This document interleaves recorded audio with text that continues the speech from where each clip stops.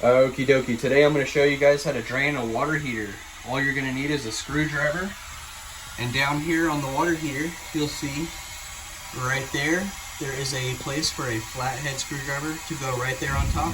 So you're just connecting the garden hose and turning that little dial right there, which I'll zoom in on right there for you. And that water hose just goes out, and somebody lives here, but the water hose goes out, and I'll show you where it comes out.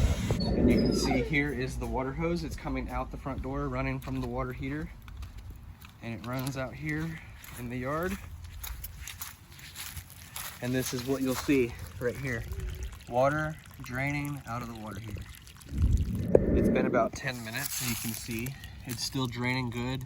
Now, sometimes they won't drain very good and they'll be clogged up, so you might have to remove the water heater with water in it and then break off the part where you connect the water hose that we did inside.